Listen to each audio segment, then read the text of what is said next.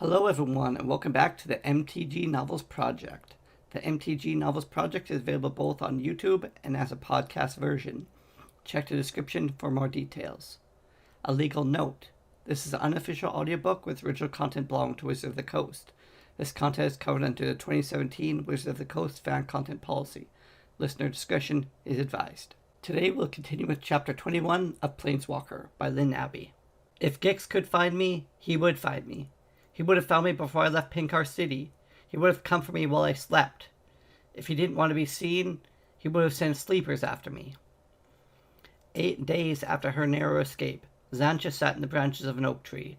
The sun would set sometime during the thunderstorm that was bearing in from the ocean. She'd been watching the clouds pile up all afternoon, watching the lightning since she left Rusiador with the day traders. Her armor tended to attract lightning, even as it protected her from the bolts, and a big old tree standing by itself on a hillside wouldn't be a good hiding place much longer. Once the storm struck, Xantcha figured she'd find a saner place to wait for Urza. With all that metal and exposed sinew, Gix wasn't apt to come looking for her in the rain. He didn't know we were here. He didn't recognize me until he found the spark in my mind. The spark. She'd had a headache the first day away from Pinkar City, but her back had ached too, along with her neck and jaw, and every other part of her body. The aftermath of total terror. There were uglier beasts in the multiverse, meaner ones, and possibly more dangerous ones. None of them had a demon's malignant aura. Born folk had a word: rape. It occurred on every world, in every language. In Phyrexian, as Xantcha understood it, the word for rape was Gix. Xantcha had scrubbed her skin raw, even though Gix hadn't touched her, because she couldn't scour her mind. She'd rehearsed a score of confessions, too, and her great fear as the wind whipped the branches around her is that Gix would find her, but that he'd already found Urza, or Retepe. Urza could take care of himself. Xantcha had to believe that. She couldn't let herself believe, even for a heartbeat, that Gix had told her the truth. He'd said, "I made the brothers too, and then I made you." And if she believed that Urza's mind was his own, then she should be confident it would take the inevitable to challenge him in single combat. But whatever she managed to believe about herself and Urza, it didn't help when she thought of Retepe, alone and unsuspecting on the Thran Ridge. Rat wouldn't have a chance, whether Gix came to kill or corrupt. And when all those memories of Retepe's face had freed her from Gix's thrall, surely some of them had given away the cottage's location. If Gix were inclined to find the man who went with that face. Gix doesn't care, she told the oak tree. Phyrexians have no imagination. Rain pelted, driven by the wind, and Xantcha was drenched in an instant. Urza's armor was strange that way. It would protect her from fire or the complete absence of breathable air, but it was entirely vulnerable to plain water. Xantcha clambered down the branch or two, then dropped straight to the ground. She found an illusion of shelter among the briar bushes tangled at the bottom of the hill. Urza would find her no matter where she hid. Her heart, he said, pulled him between worlds. He'd grumble about the rain if he arrived before the storm died out. Not that any weather affected him. Urza simply didn't like surprises.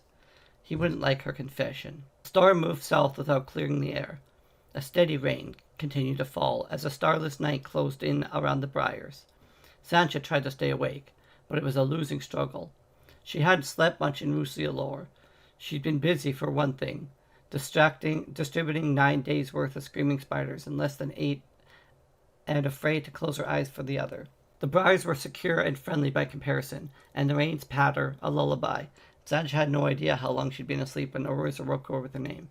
"Over here," she called back. The rain had stopped, save for drips from the leaves around her. A few stars shone through the thinning clouds, silhouetting Urza as he strode down the hill. Ready to go home? He sounded cheerful. Xantcha told herself that the confession would be easier if with Urza in a good mood. "No sacks?" He cocked his head at her empty hands and shoulders. "You couldn't get his food and such?" Urza gently avoided choosing a name for Retepe. "Urza, I have to talk to you. Problems in Rusiador? Are they in the midst of a famine?" "Not exactly. I didn't have time to scrounge supplies. Something came up." "Not to worry. I've any plans anyway. We'll talk at the cottage." He seized Xantcha's reach, and before she could protest, they were between worlds. The journey was swift as always. 2 strides between nothing, and they were on the Thran Ridge. It was also, as always, disorientating.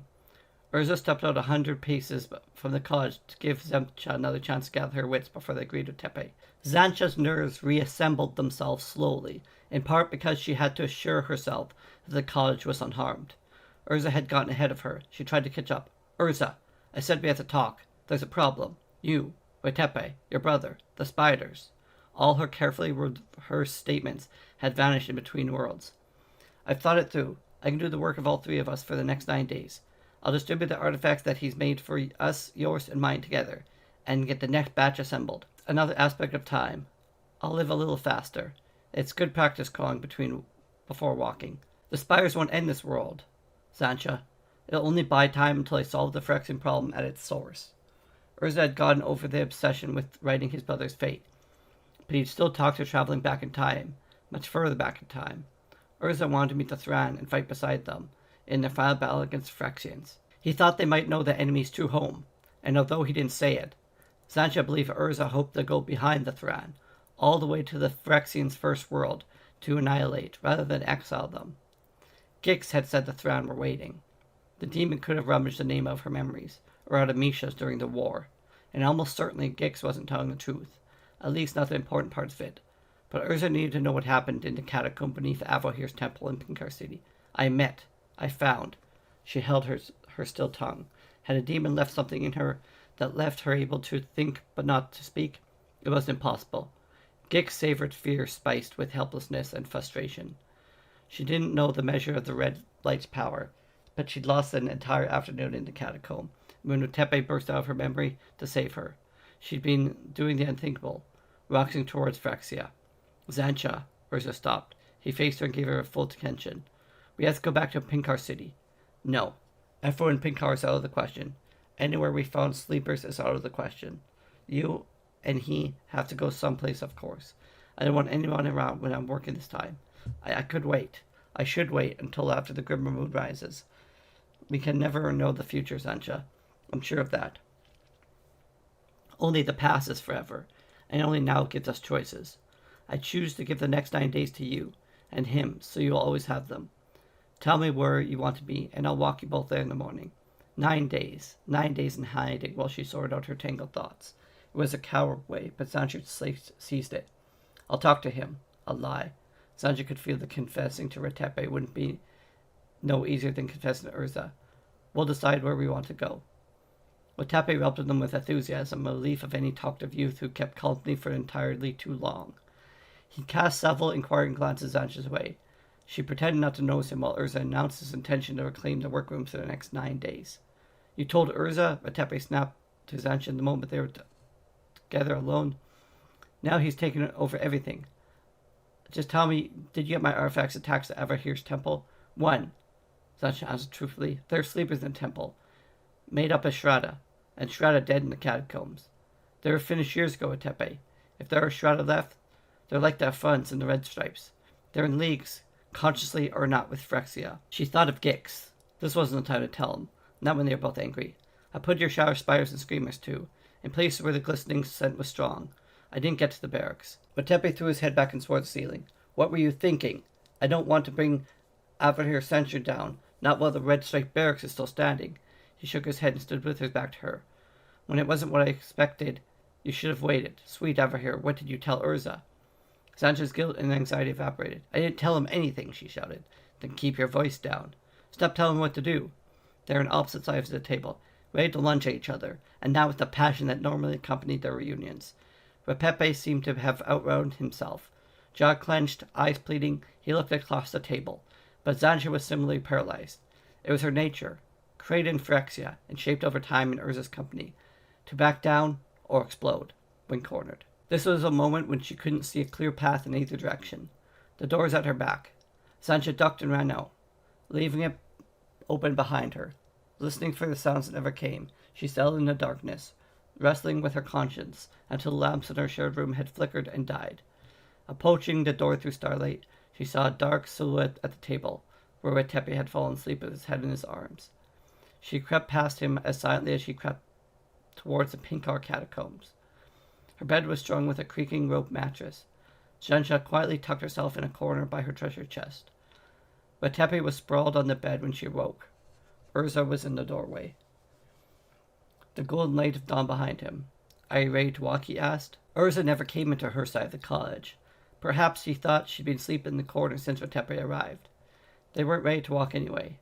Retepe wasn't ready to wake up. He was cross-grained from the moment his eyes opened. Sancha expected him to start something they'd all regret, but instead he said, "You decide," as he slipped past Urza on his way to the well. "We didn't need you to walk us anywhere," Sancha said to Urza as she stretched the kinks of her legs. Her foot felt as if the boot was lined with hot, sharp needles. "I don't want you to be near here while I work." "We won't be. Don't dawdle, Lynn. I want to get started." Retepe stayed away while Sancha rearranged her traveling gear. She packed a good deal of gold and silver, which could be traded wherever they went, but included copper too, in case they got no farther than their closest neighbor along the frontier, between the ridge and the coast. She threw in flour for the journey, bread as well, and thought about the hunter's bow suspended from the raptors. 9 days could be an uncomfortably long time to live off journey bread, but a bow could be troublesome in the city. In the end, Sancha put a few more coins in her belt purse, left the bow in its hook, and met a sulking Retepe beside the well. Urza either didn't notice or didn't care that Sancha and Retepe were scarcely speaking to each other. He'd been away from his workroom for nearly half a year, and didn't wait to see the sphere rise before sealing himself in with his ideas. The morning sun was framed with fair weather clouds against the rich blue sky. Prairie wildflowers blanketed the land around which the sphere soared. It was difficult, in the face of such natural beauty, to remain sullen and sour, but Sancha and Retepe both rose to the challenge. A northwest wind stream caught the sphere and carried it towards Coveria, southeast of the ridge. There was nothing in the Coverian barrows to hold Sancha's attention. No destinations worth mentioning, but changing their course meant choosing their course, so they drifted into Coveria. By mid-afternoon, the tall grass prairies of the ridge had given way to badlands. "Where are we going?" Retepe asked, virtually the first full sentence he'd uttered since the sphere rose. "Wherever does it think you're going?" "Nowhere." "Then nowhere it is. Nowhere is good enough for me. Put us down. You're crazed, Zampa.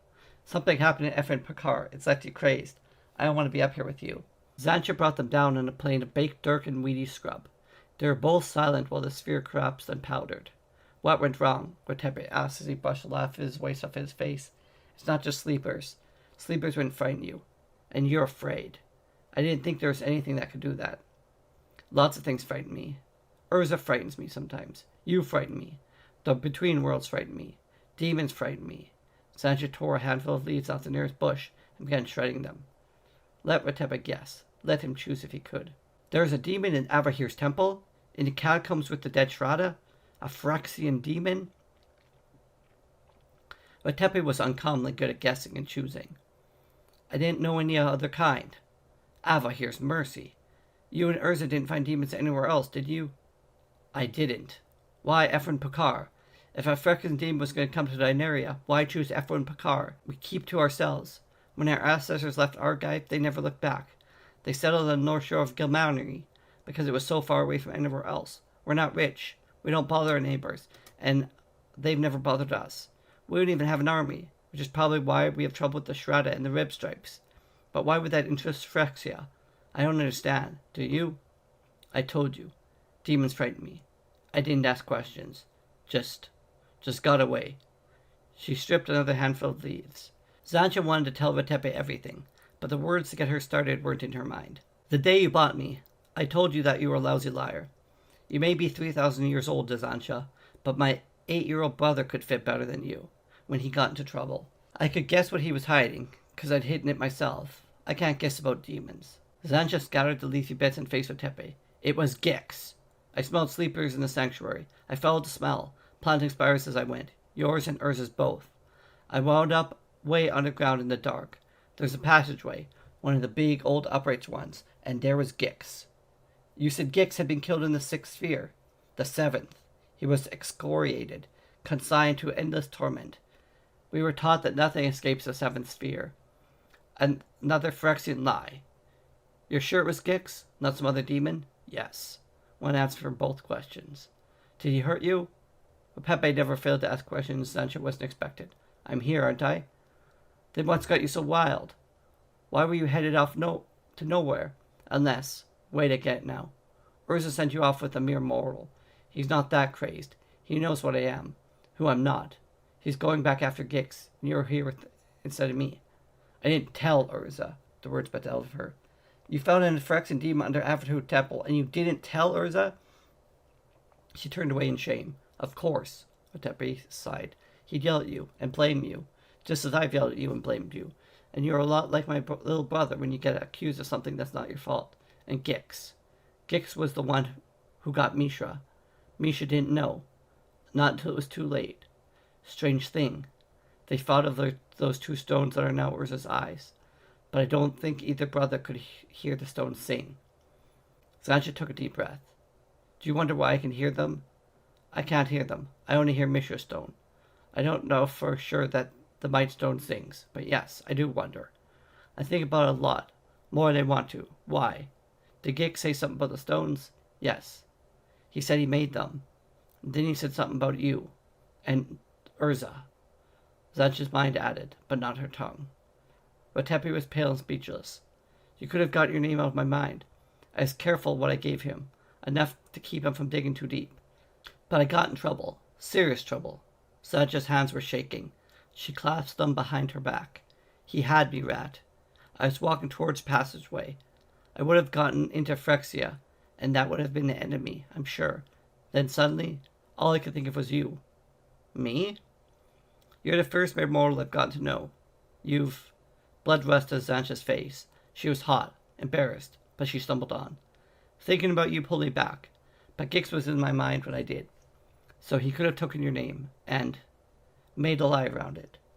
Everything he said could have been lies. Probably was lies. And why share Gix's lies with anybody? He didn't tell me anything.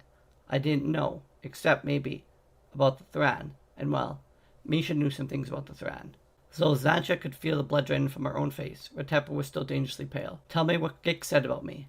Then what he says about Misha and the Thran. Megan and I can tell you if it's lies or not. Gix said he wondered if I'd find you. And he planned that we were supposed to meet. And about the Thran? When it said Urza would finish off what the Thran had started against the Phyrexians, he laughed and said the Thran were waiting for Urza, and that they'd take back what was theirs. Gix was thinking about Urza's eyes. At least, I started thinking about Urza's eyes, and how were the last of the Thran Power Stones. Gix laughed louder, and the next thing I knew, I was thinking about you, and not walking towards the portal. What he said about you, and what he said about me, they're lies. Even if Mishra was completed in Phyrexia, even if his flesh and bones were rounded for the bats, I was one of thousands. We were exactly alike. We don't even scar Otepe. We couldn't tell ourselves apart. Lies, Otepe said so softly that Xantcha wasn't sure she'd heard him correctly, and asked him to repeat himself. Lies. The weak stones assure the memory. Mostly it's Mishra's memory, but I've been hit with some Thran memories, and some of Urza's too, though not as strong. With Misha, there's personality. I'm thankful I never met him while he was alive. He'd have killed me for sure. With a Thran and Urza, it's like faded paintings. If you're Misha, if any part of you is Misha, the weak stone would have recognized him in you, even though you're Phyrexian. And if you'd been touched by Gix, I'd be dead. The weak stone doesn't like Phyrexians, Xantcha, and especially doesn't like Gix. Urza's eye doesn't like me. Otepe shook his head. Sorry, no. It sees you sometimes. But if Urza doesn't trust you, the weak stone could be responsible, because it doesn't trust you. The weak stone has opinions, influence. It tries to influence. Xantcha considered Urza's eyes watching her and Otepe each, till he treated her to her side of the wall. You must be overjoyed when we're together. Color returned to Otepe's face in a single heartbeat. I'm not Mishra. I make my own opinions. What do you know from Mishra and the weak stone about the Thran and the Phyrexians? Xantcha asked when Otepe's blush had sped past his ears. They hate each other, with a deep, binding hate that leaves no quarter. But I tell you honestly, in the image I've gotten of their war, I can't tell one side from the other. The Thran weren't flesh and blood, no more than Phyrexians. Even Mishra, just something the weak stone uses. Urza's notion that the Thran sacrificed themselves to serve Darminaria. Maybe that's a Might Stone's influence, but it's not true. My world's better off without both of them, Thrans and Phyrexians together. They wander away from the gear, Xantcha headed back. Maybe Urza will succeed someday in walking between times as easily as he walks between worlds. I'd like to know what really happened back there in Koilos. I'd like to see it for myself. is a shadow over everything I've ever known, all the way back to the vats. Retepe corrected her pronunciation of Koilos, reducing the 3 syllables to 2 and moving the accent to the first. I heard it from Urza, and he's the one who named it, she retorted. I guess languages drift in 3,000 years. It's still there, you know. Well, it was 300 years ago when the ancestors left Argive. Urza stopped short. I thought it wasn't recorded where the first Ephrains came from. That's part of your myth. It is. Part of the myth, that is. But Father said our language is mostly Argivian, and the oldest books before the Shroud burnt them have been written in Argivian. And if you look at a map, Ephrain Pinkar is about as far away from Argive as you can get without sailing off the edge. And Koilos? Zancha stuck with Urza's pronunciation. It's still there? In Argive? It's not in Argive. It never was. But folk knew where it was 300 years ago. It's like the Antiquity Wars. Something that's not supposed to be forgotten, I guess. It was inaccessible for most of the Ice Age. But when the world got warmer again, the kings of Argive and their neighbors sent folk to the Caer to make sure the ruins were still ruins. Urza never mentioned that. I just assumed Koilos vanished with Argoth. I've seen a map of what's left of Tezier. Zancha shrugged. There were maps in her copies of the Antiquity Wars. She assumed they were wrong and paid no attention to them. We have to go over the Sea of Laments. We'd never make it there and back in 9 days, Peppa said, with a smile that invited conspiracy. Waste not, want not. If Gix hadn't lied about the young Effund, they were all doomed. We'd make landfall of Igrave in 2 very cold days and colder nights. Getting back would be more difficult. But it's that or go back to the college and tell Urza I saw Gif in Pinkar City. He wouldn't be pleased to see us. The journey over the Sea of Laments was as uneventful as it was unpleasant. They traded for blankets and an oilcloth sail in a village on Gumnini's south coast. The fisherman who took Zancha's silver thought she was insane. A little while later, both Retepe and Zancha agreed with him, but by then it was too late. They were in the wash of a rolling wind weather, remaining there until they saw land again. For 2 days and nights there was nothing to do but huddle beneath the blankets and sail. Don't you have to keep one hand free? Retepe had shouted early on as they struggled to wrap the blankets around every corner of their feet. Tack across this, he shouted back. We're here for the ride. How many times have you crossed the sea? Once. By mistake. Sorry I asked. Misery ended after sunrise on the 3rd day. There was land below, land as far as the eye could see. Zancha thought down and thrust her hand through the sphere for good measure. Her hand went white as they plummeted down to the familiar altitudes.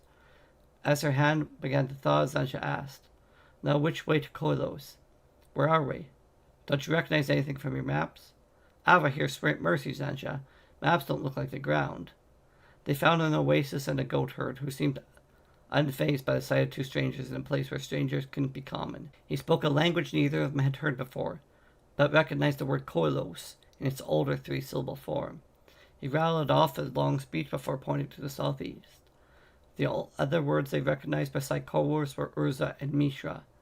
Zancha traded a silver set a gate for all the food the youth was carrying. He strode away whistling and laughing. What do you think he said? Zancha asked when they rushed to the gulch where their gear was found. Other than that we're fools and idiots? The usual curses against Urza and Mishra. The sphere flowed around them, and they were rising before Retepe continued. Haven't you ever noticed how empty everything is? Even in Ephrain Pakar, as far from Argoth as it could be. It's nothing to ride through the wilderness, find yourself in the middle of ruins from the time before the ice and war. Here in Argive, according to the books the ancestors brought to Pinkar, they were still living in the shadows of the past, literally. They didn't have the wherewithal to build the buildings like the old ruins. Not enough people, not enough stone, not enough metal, not enough knowledge of how it was done. Urza talks about the mysteries of the Thran. The books my father studied about the mysteries of the Urza and Mishra, they all talk about Koilos. It's a place in Tezier, new or old, where everything come to an end. It's a name to conjure darkness. Zancha caught a tamer windstream and adjusted their drift. Does everyone in Ephrain Pakar talk about such things? Are you a nation of storytellers? Retepe laughed bitterly. No, just my father. And he taught me. My father was a scholar, and both my grandfathers too. The first things I remember are the 3 of them arguing about men and women who died 1,000 years ago. I was ashamed of them. I hated lessons. I wanted to be anything but a scholar. Then Yashrada came. My grandfathers were dead by then.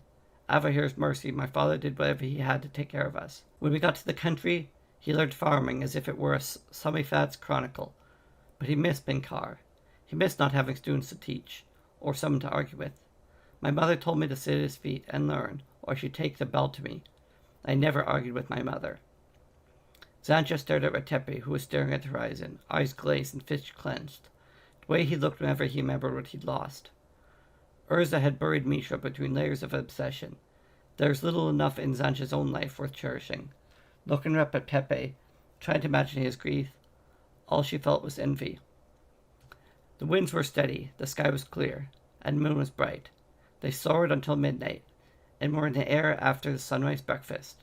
By midday, they saw the reflections of a giant lake to the south, and by the end of a long afternoon, they were over the foothills of the Kerr Ridge. There were no villages, no roads, not even the bright green dots of an oasis. Retepe closed his eyes and folded his hands. Now what? Xantcha asked. I'm praying for a sign. I thought you knew. I do, somewhat. The land has changed a bit since Misha was last here, but I think I'd recognize the mountains when I see them. We're fools, you know. At most, we'll have a day in Koilos if we find it. Look for a saddleback mountain with 3 smaller peaks in front of it. A saddleback? Xantcha muttered, and lowered her hand to get a better look.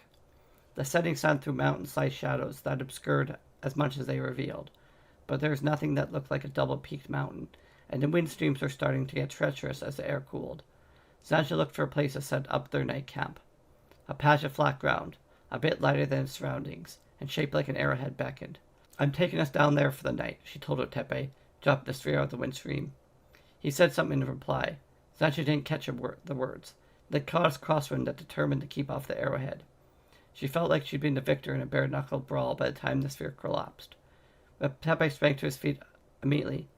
Avahir answers prayers, he shouted, running towards a stone near the arrow's tip. Time had taken a toll on the stone, which stood a bit taller than Retepe himself. The spiraled carvings were weathered to illegibility, but to find such a stone in this place could only mean one thing. Retepe lifted Xantcha in the air. We found the path. Are you sure you don't want to keep going? She thought about it a moment. I'm sure. Wriggling free, she explored the mark with her fingertips. Here and there, it was still possible to discern a curve or angle, places that might have been parallel grooves or raised up patterns that struck deep in memory. Koilos isn't a place I want to see by moonlight. Good point. Too many ghosts, Retepe agreed with a sigh. But we will see it. Koilos, with my own eyes. 7,000 years. My father. He shook his head and walked away from the stone. Xantcha didn't need to ask what he hadn't said. The desert air didn't hold its heat. They were cold and hungry, before the stars unveiled themselves. Xantcha doled out small portions of journey bread and green, glowing goat cheese, the last of the dubious edibles they traded from the goat herd. The cheese had its indescribable taste, clung to the roof of Xantcha's mouth. Retepe wisely stuck to the journey bread as she watched the sky and the weathered stone, and thought, a lot of water. The sphere reeked of cheese when she yawned out at dawn. Retepe displayed a healthy sense of self-preservation, said nothing about the smell. It was all willpower that morning. The wind streams flowed out of the mountains, not into them. She'd been about to give up and let the sphere drift back to the desert when Retepe spotted another stone, toppled by age. They hadn't been in it long when they dog-legged to the right and saw in the distance a saddleback mountain overshadowing 3 smaller peaks. With Mishra's memories to guide them, they had no trouble weaving through the mountain spheres until they came to the cleft and hollow plateau, Urza had named Koilos, the Sacred Heart. Xantcha couldn't have sought the higher streams and brought them over the top. He chose to follow the cleft instead, and couldn't have said why if Retepe had asked, but he stayed silent. 7,000 years, and the battle scars remained. Giant pockings in the cliffs on either side of them, cottage-sized chunks of rubble littering the valley floor. Here and there is a shadow left by fire and not sun. And finally there's a cave-in fortress itself, built by the Thran, rediscovered by the 2 brothers, then laid bare during the war. Ruins within ruins. That's where they hid from dragons, Retepe said, pointing to the smaller cave nearly hidden behind a hill of rubble. I didn't expect it to be so big. Everything's smaller now. Smell anything? Time. Zatch replied, and not fastidiously. The stench of age was everywhere in the plateau. The cleft which had shattered it, the Thran and the brothers, but nowhere did she sense Phryxia. You're sure? It will be enough if I know that Gix lied. Zatch stared up the path to the cavern's mouth. Tepe fell behind her as he paused to examine whatever caught his eye. He jogged up the path, catching her just before she entered the shadows. There's nothing left. I thought for sure there'd be something. Urza and I were older than forever, but Tepe and Kolos is older than us. Her eyes needed a moment to adjust to the darkness. Tepe found the path he was looking for strewn across the stones. Handmarks and chisels preserved by the cavern itself. He hefted a mallet, its wood dark with age, but still sturdy. Misha might have held this. In your dreams, Tepe, Zatch retorted, unable to conceal her disappointment. Kolos was big and old, but as dead as an airless world. It offered no insights to her about the Thran or the Phyrexians, or even about the brothers. No matter how many discarded tools or pots, Tepe eagerly examined. We may as well leave, she said when the afternoon was young and Tepe had just found a scrap of cloth. Leave? We haven't seen everything yet. There's no water, and we don't have a lot of food with us, unless you want to try some of that cheese. What's here to see? I don't know. That's why we have to stay.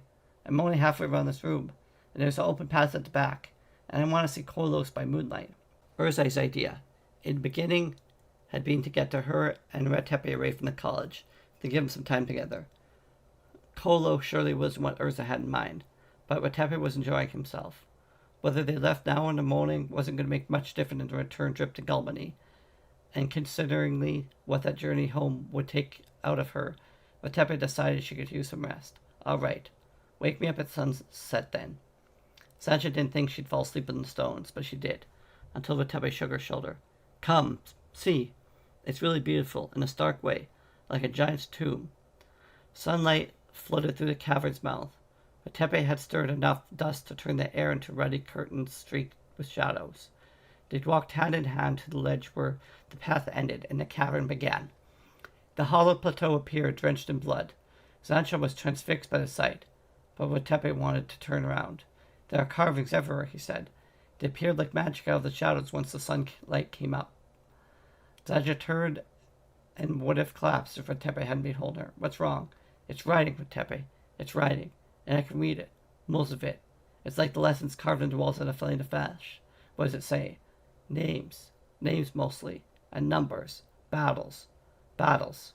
Who fought who? Her eyes followed the column carvings. She'd gone cold and scarce had the strength to fill the logs. What names? And any that I'd recognize? Gix, she said. And there was another she recognized. Yawgmoth. Which she didn't say. Couldn't say aloud. And Zancha among the numbers. Phyrexian, Thran. We know they fought, but Tepe freed his fingers from her death grip. Zancha grabbed them again. No, they didn't fight. Not the Phyrexians against the Thran. The Thran fought themselves. You can't be reading it right. I'm reading it because it's the same writing that's carved into the walls of every fane in Phyrexia. Some of the words are unfamiliar, but Tepe, my name is up there. My name is up there because Zancha is a number carved in the floor of the vein of flesh to mark where it's supposed to stand. She made the similar marks in the dust and pointed to the similar carvings on the cavern wall. But Tepe resisted. All right, maybe this is a Phyrexian stronghold and the Thran attacked it, instead of the other way around. I mean, no one really knows. I know. It says Gix, the silver something. Strong something of the Thran. Of the Thran, Tepe. If Urza couldn't go back in time, he'd find Gix waiting here for me. That's what Gix meant. Waste not want, Tepe. Gix was here 7,000 years ago. He wasn't lying, not completely. Those are Thran power stones that you and Urza call a Might Stone and Weak Stone. A stone makes the brothers what they are, Tepe, and Gix might well have been made the stones. The Phyrexians stole power stones from the Thran. You're not listening, Zanch waved her arms at a heavily carved wall. It's all three. Two factions. Sheeps and pigs. Red Stripes and Shada. Urza and Misha. Take your pick. The glory and the destiny in its compilation. Compilation. The word, Tepe. The exact angle for angle word that's carved on the doors of the Flame and Flesh. And there, she put in another section. Life served, neither weakens. And the word Thran, Rad, is the first glyph of the word for life. She recited them in Phyrexian. and she heard the similarities as strong as the similarities between her pronunciation of Koilos. If languages drift in 3,000 years, imagine what it could do in 7, when everyone's complicated, and only newts have flesh cords in their throats. The sun had slipped below the mountain tops. The marks, the words were fading. Sancha turned to Tepe's arms to face him. He's been wrong, all this time, almost all his life. Urza's been wrong. The Phyrexians never invaded Dominaria. There were no Phyrexians until Gix and Ineffable left here. Winners and losers, I can't tell. We knew that. We spent over 1,000 years looking for the word where the Phyrexians came from. So we learned from those who defeated them, and all that time, it was Urza's own world. Sancha was sobbing, shaking. Tepe tried to comfort her, but it was too soon. Urza would say to me that Phyrexian, that's abomination. Only the Thran way is the right way, the pure way. And I always thought to myself the difference isn't that great. The Phyrexians aren't evil because they complicate. Though they're evil no matter what they were, and those automaton he makes, he was growing them in a jar. It is right to grow gnats in a jar, but not newts in a vat. Tepe held her tight against her chest before she pulled away. The red stripes in the shadow were both bad luck for everybody who crossed either of them, she said gently, and so were Urza and Misha. Any time there's one right way, ordinarily people get crushed. Maybe even the Morvernish and the Bazarati. But all our lives for Tepe, all our lives we've been chasing shadows. It's like someone reaching inside and pulling everything out. You said it. The Phyrexians are evil. Urza's crazed. But he's not evil. He's the only one here who can beat the Phyrexians at their own game. We wanted to find the truth. Well, it wasn't what we expected. But we found the truth. And we've still got to go back to Urza. The truth here doesn't change, does it? We can't tell him. If he knew his Thran were the greatest and noble heroes of Dominaria. If he knew that the Thran destroyed Misha. You're right. But Misha would laugh. I can hear him. I can't believe that. It's laugh or cry, Sancha. Tepe dried her tears. If you've truly wasted 3,000 years, and you're stuck fighting a war that was stupid 4,000 years before that, then either you laugh and keep going, or you cry and give up. That was Chapter 21 of Planeswalker. Please like, subscribe, and follow on YouTube, and on your favorite podcast platform. Thanks for listening.